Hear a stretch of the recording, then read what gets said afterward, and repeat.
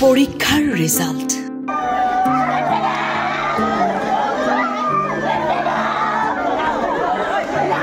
ডিয়ামনিয়ে কৰিব নালাগিছিল এনেকুৱা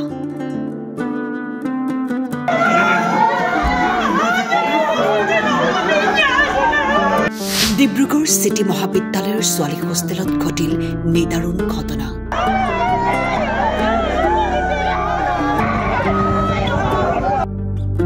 উচ্চতৰ মাধ্যমিক চূড়ান্ত পৰীক্ষাত অৱতীৰ্ণ হৈছিল ডিয়ামনি ইয়েন কিন্তু আজিৰ দিনটোতেই তাই কৰি পেলালে আটাইতকৈ ডাঙৰ ভুল ডিয়ামনিয়ে এবাৰ হ'লেও ভাবিব লাগিছিল তাইৰ জীৱনক লৈও পিতৃ মাতৃয়ে সপোন দেখিছিল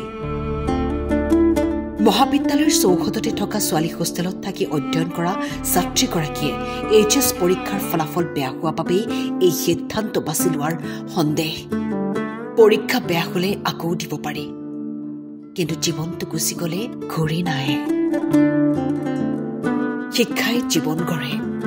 জীৱন গঢ়াৰ বাটত থাকে প্ৰত্যাহ্বান কিন্তু ইমান সোনকালে ডিয়ামনিয়ে হাৰ মানি ল'লে ভুল হ'ল কৰবাত এই ভুলৰ যে আৰু শুধৰণি নাই ছোৱালীজনীক হেৰুৱাই হিয়াথা কৰি কান্দিছে পিতৃ মাতৃয়ে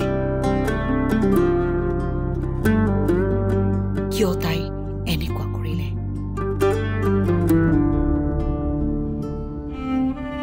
ডিব্ৰুগড়ৰ পৰা ধন্তি শইকীয়াৰ ৰিপৰ্ট